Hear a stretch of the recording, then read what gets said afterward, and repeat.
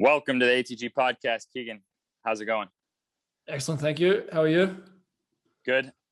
My usual unorganized garage self might get a little makeover soon. I found a little office for rent on the corner of my house, and I'm going to try to make it like a studio so I can just up the quality podcast, daily videos.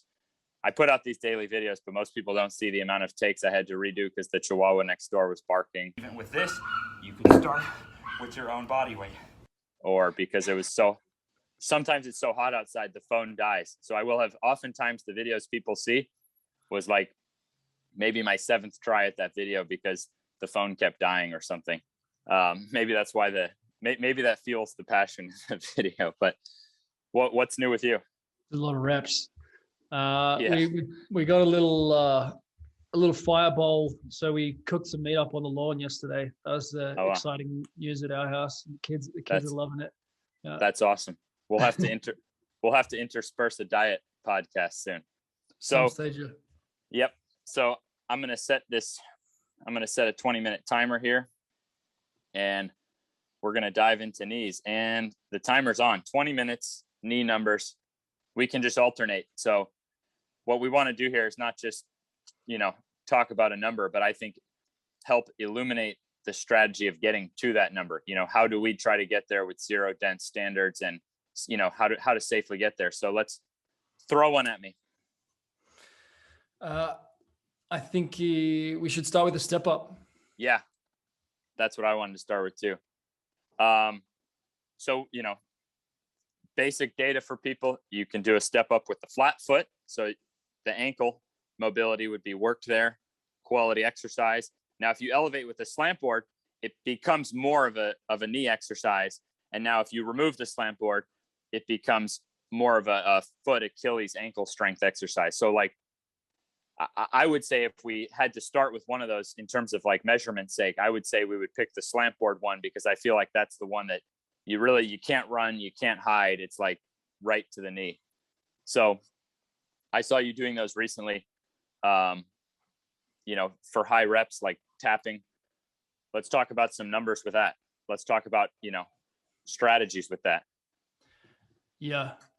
I think they're massively underestimated and brutal. Like a lot of guys with the pushing double bodyweight back squat plus will be humbled by this. And we had, Kevin Simmons, who's been to CrossFit Games and some serious weightlifting numbers, talking about how hard it was to hit that dense strength Poliquin Step Up standard. With these guys have been kind of quad masters, and it can take a lot of work and specialization. But then if you do have that special strength in that angle, in that position, the amount of bulletproofing that you get is going to carry over to everything else that you want to achieve. Like people want to jump into split squats, so they want to jump into the human knee extension.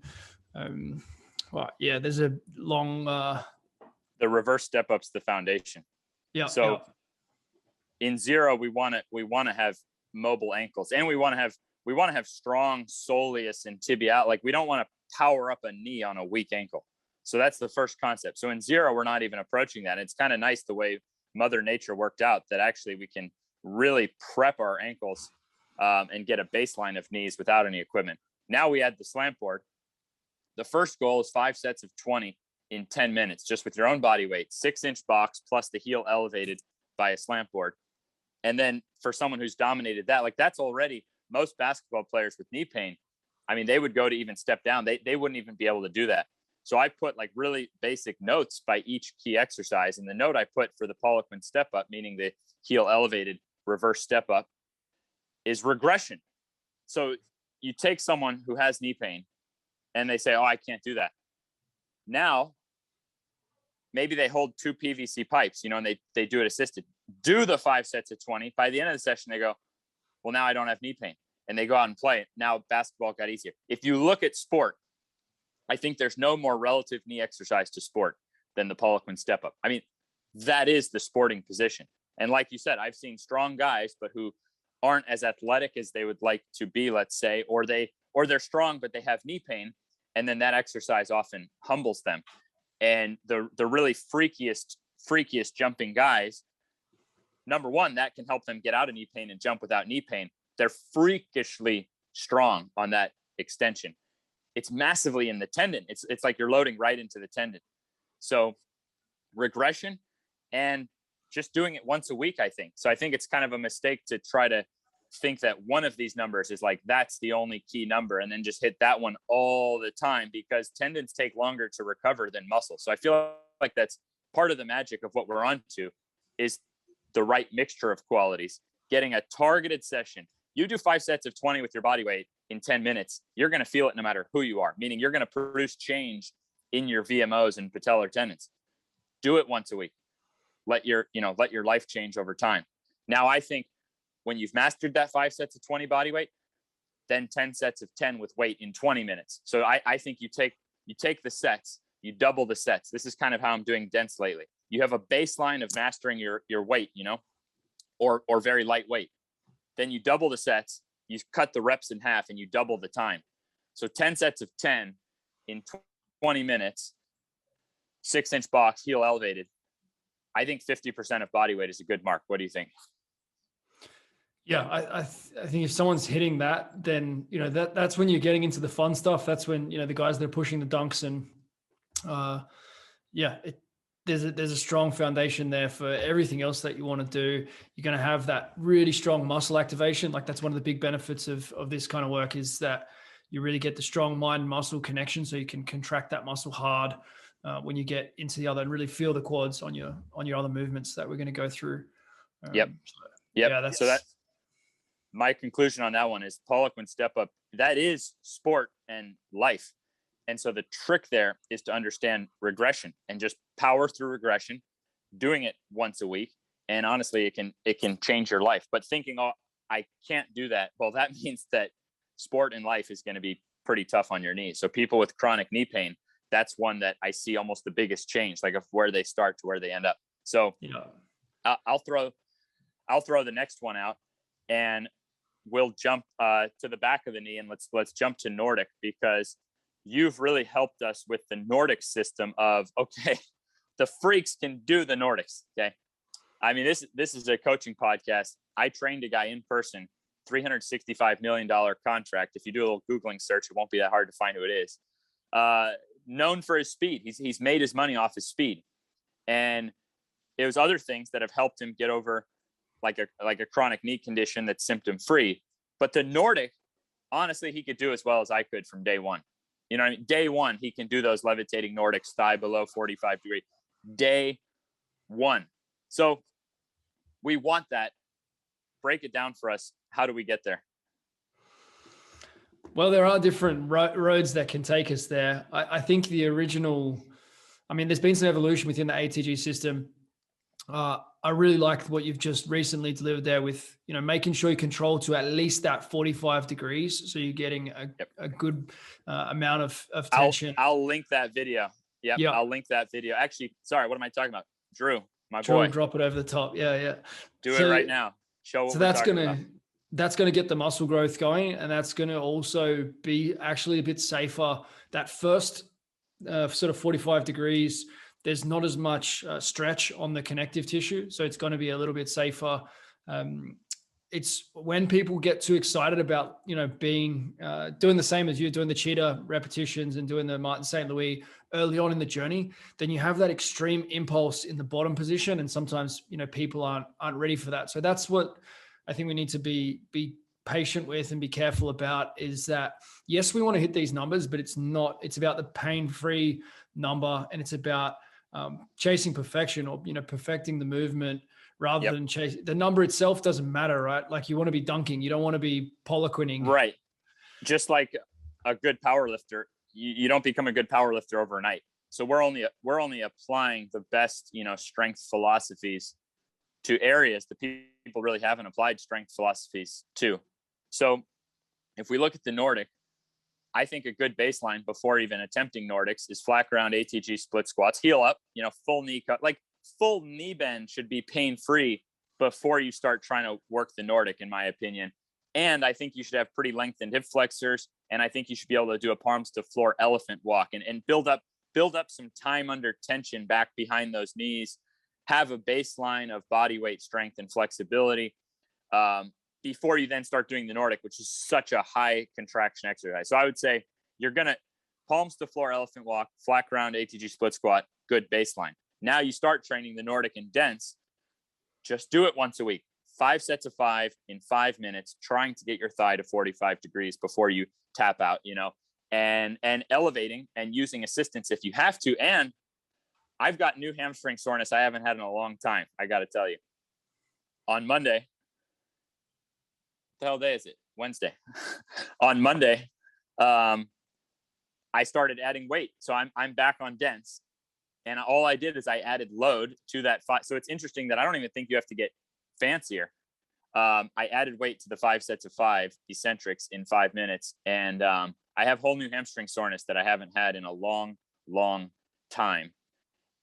Then in standards, I'm going to go back to the Marty St. Louis style. So we'll just show that on camera. Glutes contract first, abs come off the bench. This is a very athletic thing. When Marty did this, he was 35 years old, leading the NHL in scoring. And his trainer, who's an awesome trainer, said, it's in an article, said that Marty was the only guy out of 25 pro hockey players he was training who could do that. That's what got me onto the Nordic. When I saw that, just like when I saw Dmitry Klokov do a flat pancake, and I was nowhere near a flat pancake at the time. And I just had an aha moment that, wow, my potential's actually bigger, and I've just been a wuss, I've just been lying to myself about what I could achieve. So that brought my pursuit, and we loaded up these Nordic benches in ATG, and we elevated the Nordic benches or elevated the hips, same concept. And we just pushed towards that Marty St. Louis, and it works for a lot of people, but for some people it was too rough. So now break down the short range concept, because now what we do in dense is Mondays, we work the Nordic after the prep of the elephant walk, the ATG split squat and 0. So now Mondays in dense, we work the Nordic 5 sets of 5 in 5 minutes, just eccentric. And then Friday, before we squat, we work short range knee flexion. And I'll add that we start doing the slant board Jefferson curl. So we're keeping in that lengthening effect in the hamstring. I feel like all 3 of those makes a much safer journey. So maybe break down this why not Nordic twice? Why Nordic once, short range knee flexion, break down short range, long range. Yeah. So to me, this is really where a lot of the magic of the ATG system lies, in being able to train the muscle without really challenging the connective tissue as much. So the relative tension on the short exercises is with the muscle. If you think of the RDL and you have that really sort of tearing sensation, it's neural, like everything's being pulled, that's long range. That's the extreme of long range. So when we go to the other extreme of short range with like the monkey or foot, even, yeah. And I think someone could easily use a leg curl machine and do the same, And yeah, any kind of contraction where the heel is up near the butt or sort of like a 90-degree angle at the knee, then it's going to be much more muscle dominant, which is going to be great for getting the mind muscle connection and not challenging the connective tissues as much, because we only really want to hit connective tissues hard sort of once a week. And we don't want to be hitting the same pattern multiple times a week. Tendons take longer for anyone. Tendons take longer to recover than muscles, but tendons pound for pound are stronger than muscles, but they get less blood flow. Tendons are the trick of the Michael Jordan. They don't tire out as fast because they get less oxygen, but because they get less oxygen, they recover slower. So adding in that muscle session of the short range allows us to train that knee flexion, twice a week, much safer. People are making much faster gains and much safer gains. Yeah. So you gain strength, but you also kind of bulletproof and recover from the other session. I think you're getting that effect on the quad as well. It goes on both sides of the joint. Yep. I think this is a perfect time. I like keeping these simple 20-minute sessions. We've got about 7 minutes, little over 7 minutes left, and we've covered 2 exercises. So let's be realistic and let's cover 1 more exercise. And I actually think this is a great way to start it, because we talked about the Poliquin Step Up. We talked about the Nordic. So, and now we've talked about actually, short range knee flexion, which for that, whether it's a monkey foot or a leg curl, I don't like worrying about a number on that. I feel like that's just much more personal. You should get like a really killer pump and work the area. Whereas the Nordic is like more measurable. It's kind of obvious. If you're dropping like a sack of potatoes on a Nordic, that means your ACL might drop like a sack of potatoes too, not to mention the potential effects for speed and 1 foot jumping. Well, the Poliquin Step Up is short range on knee extension. So if we finish out with a long range knee extension exercise, so a long range quad exercise, let's just take, I think we could just take what do you want to take? Split squat or VMO squat? I think we have to do split squat. You know, that's All right. the ATG Take signature. take an ATG split squat, which the better the split squat gets, the more gains in any kind of squat. We've had actually a number of massive power lifters lately are getting onto the ATG split squat, and it's plateau busting their powerlifting squat. So you're right. The ATG split squat is going to be more fundamental. So now let's break down. Why don't you break down the difference for us with short range, long range, and actually one quick visual, Drew. So let's put the starting position of a Nordic. So the very start, before we initiate, you see that when the knee is flexed like that, there's no load yet. Now on the Nordic, as we lower down, it gets tougher. But when we start a leg curl, there's no load yet. And then as we bring it closer, so it's the two opposites. So I just wanted to conclude that. So hopefully everyone listening understands the concept of short range, long range on knee flexion. Now knee extension, breakdown, short range, long range, Poliquin step up versus ATG split squat. Yep. So in the Poliquin version, you're not getting that closing of the knee joint. Therefore, the quad is not getting stretched. Now with the leverage, it doesn't mean there is still a lot of tension, but you're not getting that full, stretch of all the connective tissues. So when we then go into the split squat, we're closing the joint completely, which is going to have a bigger impact on the joint surfaces, but it's also going to mean that we're strengthening under that lengthened position. So it's going to have a significantly different impact on the muscle. And we've found that by strengthening both positions, you get faster gains in both of them, and, bigger bulletproofing effect. So, And I've worked with plenty of guys who suffer at one end or the other. And it's not uncommon even to be very good at the ATG split squat. But if you haven't, and that's why it's like, oh, if you could choose one or the other, I mean, like, I feel like the gains are exponential long-term by working both of them really honestly, at your level. And I told you, I put a note next to each thing. And with Nordic, my note was tendons, meaning like, it sounds good in theory to just work the Nordic all the time, but we found it works better to work it, once a week. With the Poliquin step up, we talked about regression, meaning the power of, rather than avoiding that, actually using assistance if you have to, using body weight, whatever, and getting in the work. With the ATG split squat, what I noted was form.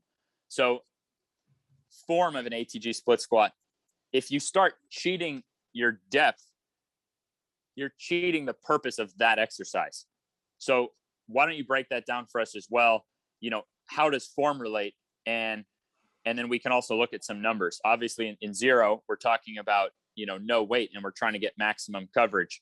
Now in dense, when we start adding weight, that's when we find it more advantageous to start working that heel to the floor. Our quote unquote standard is 25% of body weight each hand for 10 reps. But the most powerful guys I've seen get up to like 100% of body weight on this. The difference. Why don't you talk about the difference there in terms of using the weight? What happens if we shorten our range? Why is form important on this?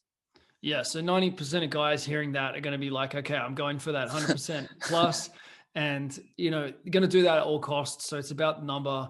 And then you get a message of like, oh, I got to the 100%, but my knee hurts, or I'm not jumping that well.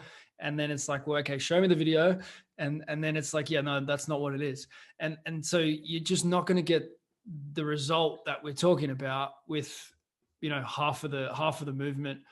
Cutting the movement short is going to mean you cut out the hip flexor. It means you don't get that full regeneration of the joint surfaces, the meniscus, cartilage. So the best thing is to be patient with the loading, and, especially if you're doing multiple sets and warm-up sets and that sort of stuff, like, make sure you really are hitting that full rock bottom position and make that the signature, then you've got something to compare against for your top weight.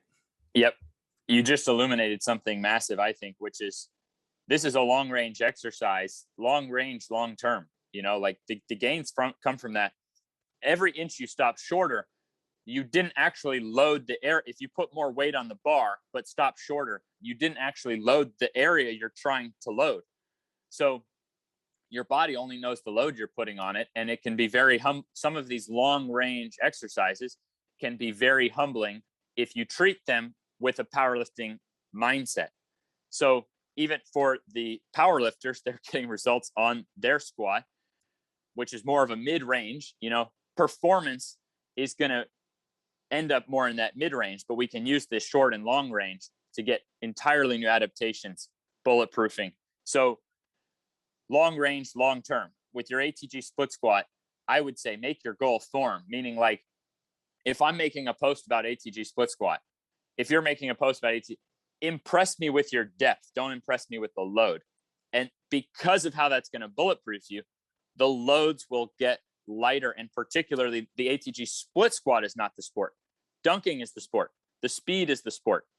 The Olympic lift. What perfect example is when you see Olympic lifters setting a new squat PR, but it's like, you ever see one of those like squat PRs set by an Olympic lifter, but then it's like, that wasn't even as deep as you have to get under a clean or a snatch, you know, when you kind of like stop short to like set a new PR. And, you know, so if it's, you know, this is your accessory work, get deeper on an ATG split squat and put in the work. If you do 10 sets of 5, and I'm liking for this one, 5 sets of 10 in 10 minutes to like lay a foundation, then 10 sets of 5 in 20 minutes to build strength. If you do your 10 sets of 5, you don't have to stress for PR weights. You see what I mean? So talk about that dense concept. We've only got 2 seconds left. So give us your best breakdown in one. No, I'm just kidding. So we can, but that was 20 minutes. So it's a perfect time, I think, to talk about, we're taking, you know, some of these exercises that we want for long-term results, break down the dense concept versus just doing like, because I'll see in programs often for people like 3 sets of 5, and you're just like working up to like some, you know, heavy weight one time or something. So break down how dense is going to affect people on ATG split squat. Yeah. So the idea of accumulating practice and giving the tissues some real stimulus to respond to and adapt to is the foundation of the dense work, where you get to be really consistent and it's kind of self-limiting. Like if you set too much weight on dense, because you use the same weight for each set. So if you choose too much weight, then you're going to tap out early. You're not going to finish it. So it's self-limiting that you have to be more conservative with the load. And that means that we get to build that consistency, quality movement, and it gives us I guess an excuse to leave the ego out. You know, there is no top set that you have to psych yourself up for, because we often spend so much neural energy and judge our quality, you know, the quality of the session on that one top set. This is another philosophy of training more towards accumulation. So true. Or how many times in the past did I hit a PR, but through pain? That's not helping me with my goal. In fact, could be detracting it and setting up a mental F me point later on, because I'm comparing myself to a painful PR. You know what I mean? So, so we're talking with this stuff, we're talking about taking off the knee sleeves and embracing, you know, what we can do.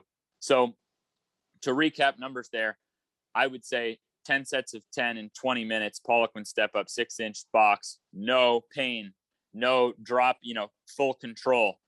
And then I would say with the Nordic, well, flat bench, Marty St. Louis up, cheetah down, getting the thigh below 45 degree. And I would say split squat, I would say for right now, I would put it also at half body weight, meaning, but let's say half body weight for 10 sets of 5 flat ground without any pain. That could be with dumbbell or bar on back.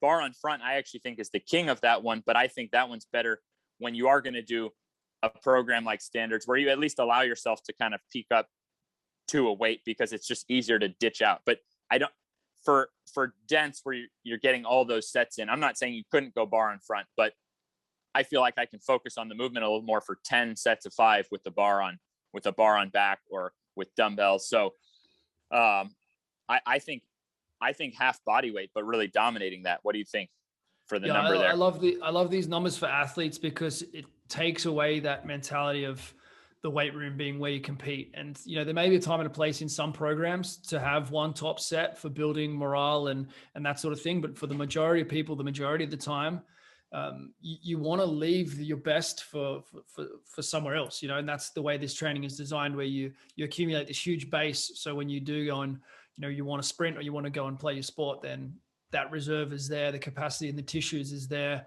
And the capacity is there for the whole game. It's not like you can have one great effort, but by the end of the game, you're really vulnerable because you don't have the miles, you know, the volume in the tissues, you know, you're getting that volume. So you just don't get the same damage in your actual sport or when you go out and do something.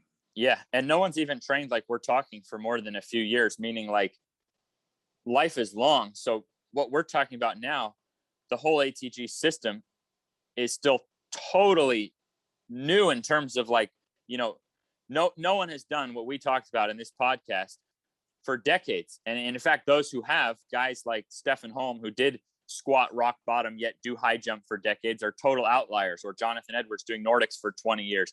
So people have done this kind of stuff. I would even say Kadur Ziani has really worked a lot of these kind of concepts, for many, many years. So my point is just that, like, even if you're starting, even for myself, there's no way I've put in more than 3 years of consistent work. So I'm still a newbie. Imagine telling a bodybuilder or a power lifter you've been training for 3 years, you know what I mean? And you want to do something super advanced. So I'm just saying there's nothing wrong with, with treating these, that even if you can do that 50%, why not dominate it, even better? You know what I mean?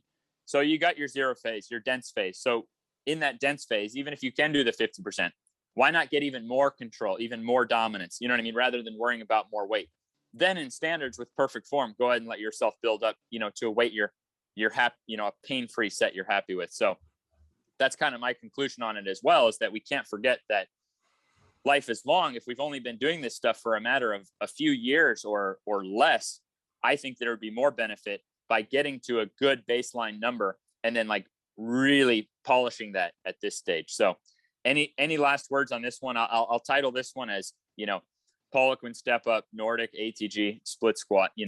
I hope we got across the message that squats and deadlifts are not going to optimize your athleticism. Like, all the details that we're giving here, like, this is what your body actually needs to, follow human engineering. Like, as we zoom out a little bit, like, this is different. And I think we've explained why. Yeah. These are going to be foundational qualities that then see how you're doing in your sport, see how you're doing at your life goals. Do you need to add squats or deadlifts? You definitely don't need to. If you wanted to, your positioning would be phenomenal to do them, 100%. And we're very strict. We try to make I keep looking and polishing and trying to make every session 30 minutes. That way I'm not trying to judge anything for you beyond the ATG system. I'm trying to polish the ATG system. I'm only going to live the ATG system and see, I've already gotten beyond the bulletproofing and athleticism goals that I had set for myself. So why the heck would I alter that now?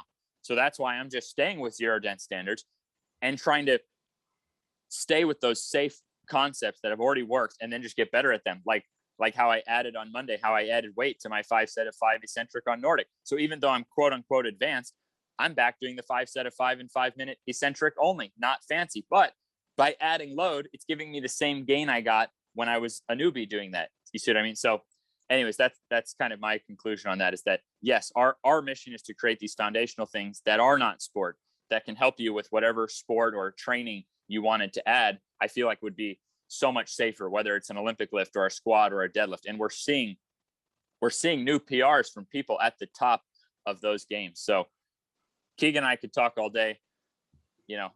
We'll shut up now. Thanks. We could. Thank you. Thanks for watching and listening.